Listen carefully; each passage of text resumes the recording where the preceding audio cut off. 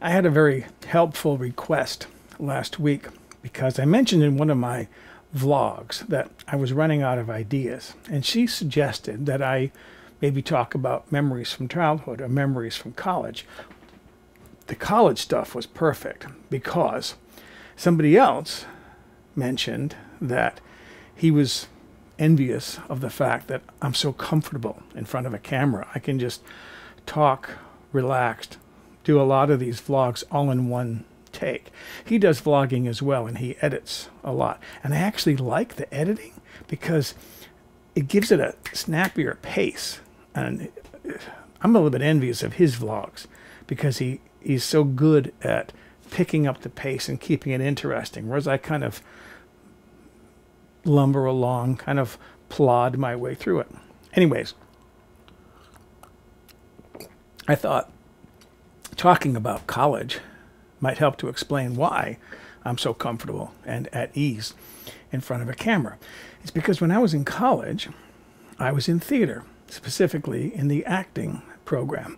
And it was a tough program. I'm going to boast a little bit. They would start off with about 200 students in the freshman level courses. And of those, only about 60 would be admitted into the sophomore level acting courses. And then every quarter, it was a quarter system school rather than semesters, every quarter they would cut people out. So by the end of the sophomore year, only about 12 to 15 of those 60 would be admitted into the junior level program. And then once you get into the junior level program, you were pretty much in there for the entire 3 quarters, unless you had to quit. After the junior year, 5 to 6 people might make it into the senior projects. I made it all the way through. Anyways, what I remember mostly about those days was when something funny would go wrong. And sometimes you're in front of a live audience, right? And even in rehearsals, when you're not in front of an audience, sometimes things can be quite amusing. I was in Much Ado About Nothing, playing Antonio, Shakespeare. And the director decided, after we had been rehearsing for like 3 weeks, decided that because of what I knew later in the play, I must have been present during this one scene, even though I don't have any lines in that scene. So he said, be in that scene. Don't worry about where you're going to stand. Don't worry about your blocking, which is your movement on stage. Just find a place that you feel comfortable. Stand there, observe what's going on, and at the end of the scene, exit with everybody else, just so that you can be a witness to what's happening. Now, I knew the play because I had read it many times. You read a play 3 or 4 or 5 times sometimes before you even audition for it. I knew what was supposed to happen in the play, but I hadn't seen this scene performed yet. I hadn't seen the action, the drama.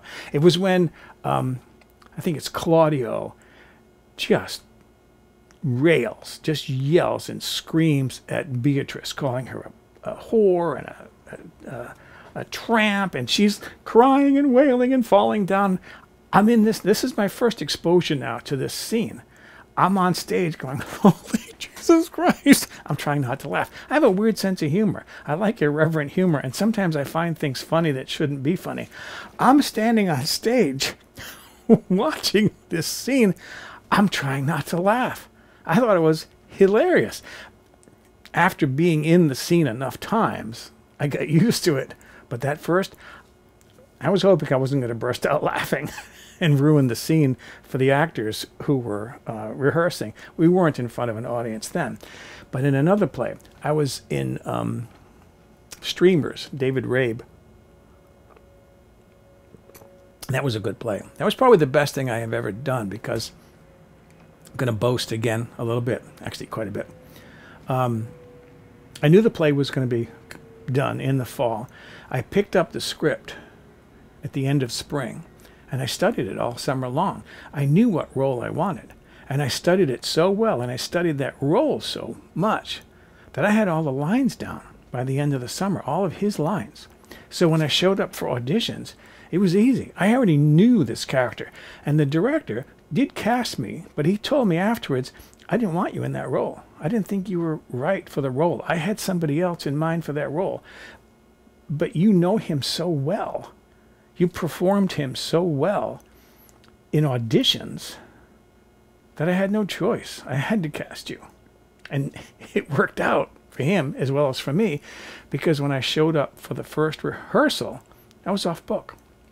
I already had all my lines down. Once you get your lines down, that's when the growth happens. So in the early part of rehearsals, people are reading out of the book. They're trying to figure out what the play's about, a lot of them. I already knew everything.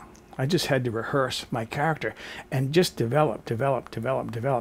I got so good at what I was doing and being able to read the audience. There was one scene where I could make the men cry, and I did. Some nights I made the men cry in the audience. I knew how to play the audience really well. Anyways, what had happened in this play was one of the actors, the actor playing Carlisle, in a scene, he opens a bottle of beer and hands me the beer.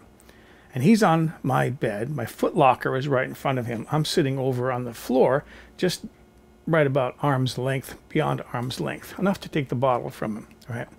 He always puts the beer bottle cap on my footlocker. And then later on in the play, I'm on my bed, different scene, but the cap is still there, right? He always put the cap down with the open part, the underside, the inside, down. One night, somehow he put it down upside down, and it was right there in front of me.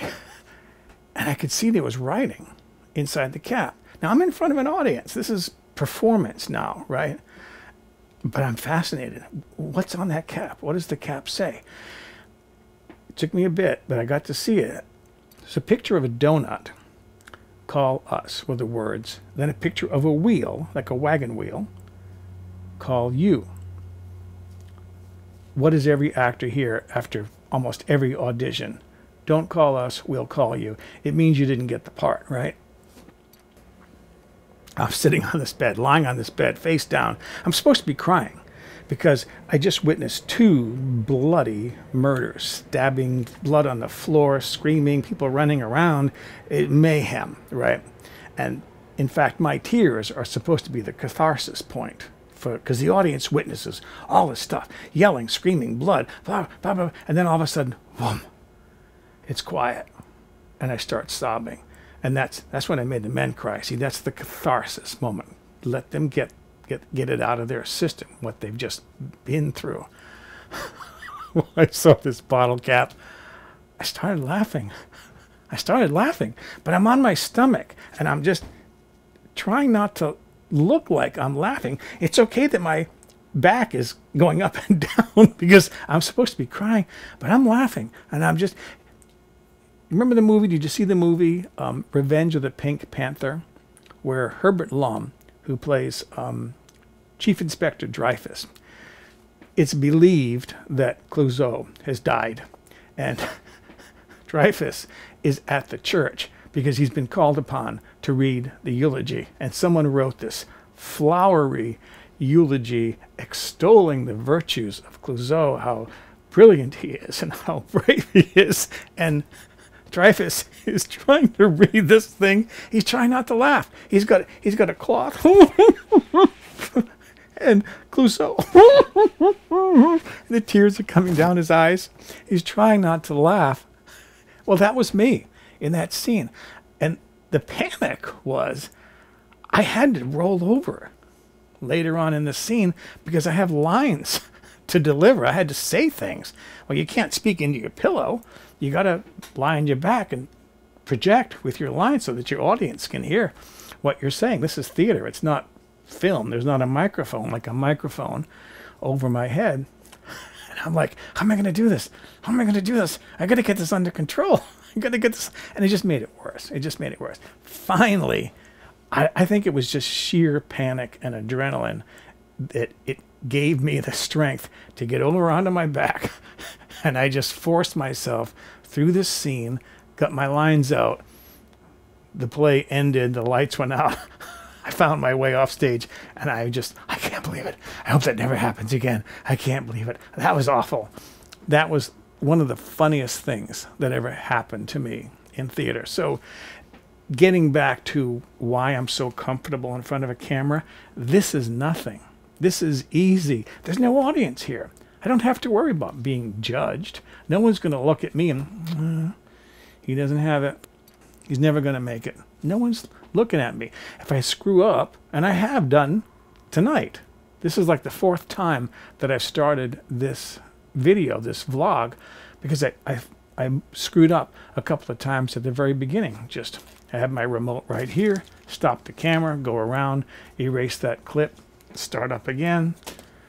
This is easy. So that's why I'm comfortable in front of my camera, and that's fulfilling that request to at least talk about some of my memories from my college days.